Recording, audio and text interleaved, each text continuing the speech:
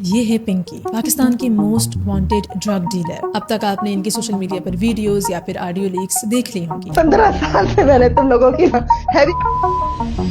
لیکن how is that possible کہ پنکی اتنا بڑا نیٹ ورک پوری لا انفورسمنٹ کے اسے روکنے کے باوجود سالوں سے چلاتی رہی؟ مال آتا تھا لاہور سے، 2 عورتیں یہ پیکٹس کیری کرتی تھی، کراچی ریلوے اسٹیشن پر بتائی گئی جگہ رکھ کر چلی جاتی تھی، وہاں سے بائک رائڈرز آ کر مال کو پک کرتے تھے اور پھر پورے شہر میں ڈیلرز کے پاس ڈیلیور کرتے تھے، اور ڈیلرز پھر کسٹمرز کو سپلائی کرتے تھے کراچی کے اسپیسیفک ایریاز میں، ڈی ایچ اے، کلفٹن اور دوسرے بڑے علاقوں میں۔ انٹرسٹنگلی اس پورے چین میں کسی کو بھی آئیڈیا نہیں تھا کہ وہ کس کے لیے کام کر رہے ہیں، بس سبھی کو ایک نام پتا تھا، کوئین میڈم پنکی، ایک برانڈ۔ ان کا مال بنتا تھا 2 کیٹیگریز میں، وائٹ کوک 25,000 روپے پر گرام، گولڈن کیٹیگری 40,000 روپے پر گرام۔ ساتھ ہی ایک اسپیشل مال بنایا جاتا ہے جہاں پر 2 مین پروڈکٹس کو مکس کیا جاتا ہے، اس سب کو کنزیوم کر کر باڈی پر ہونے والے اثر کو اور بھی زیادہ انٹینسیفائی کرنے کے لیے۔ فائدہ بھی سامان چاہیے ہوا تو گولڈن اسٹاف بہت اچھا جا رہا ہے۔ پنکی اکیلے آپریٹ نہیں کرتی تھی، اس کے 3 بھائی تھے جو فیسیلیٹرز تھے۔ ایک بھائی نصیر پنجاب سے کراچی تک خواتین کے ذریعے مال ڈیلیور کرواتا تھا، دوسرا بھائی تھا شوکت جسے کراچی پولیس نے پہلے اریسٹ بھی کیا تھا لیکن وہ نیٹ ورک میں واپس آ گیا تھا، اس کے پاس کلوز ایسوسیٹس تھے۔ پھر انٹری ہوتی ہے بیبو اور ہیرا، یہ فیمیل رائڈرز تھی جن کا استعمال کیا گیا مال کو ایک جگہ سے دوسری جگہ ڈیلیور کروانے کے لیے۔ یہاں پر ڈیلیوری کے لیے پنکی کا خواتین کو استعمال کرنا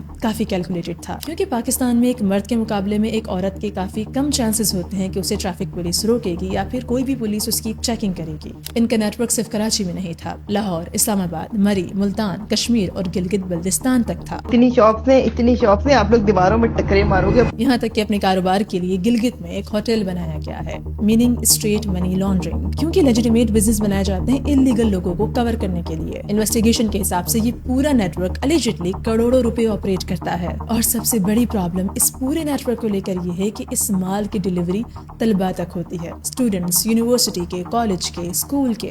اٹھا لو اگر اٹھا سکتے ہیں، پورے کراچی میں اندھیر ڈالا ہوا ہے، روک سکو تو روک لو۔ قانونی اداروں کے سامنے پنکی کے اندر اتنا کانفیڈنس آخر کو آ کہاں سے رہا ہے؟ کیونکہ پنکی نے اس کاروبار کی شروعات ہی ایک لائر سے شادی کر کے کی تھی، ایسا لائر جس کے تعلقات انٹرنیشنل ڈیلرز کے ساتھ تھے۔ دوسری شادی ایک پولیس آفیسر سے کی، یعنی کہ پروٹیکشن مل گئی۔ 2018 میں اس کی اریسٹ ہوئی تھی، بیل مل گئی۔ 5 سال پہلے پنجاب پولیس نے پھر اریسٹ کیا، پھر 7 کروڑ روپے دے کر بیل مل گئی۔ لیکن اصل سوال یہ ہے کہ آج پنکی کے اس کانفیڈنس کے پیچھے کون سا ہاتھ کام کر رہا ہے جن کو پنکی ایکسپوز کر سکتی ہے اگر پنکی کو اریسٹ کر لیا گیا تو؟ واہ یار پنکی کمال کر دیا۔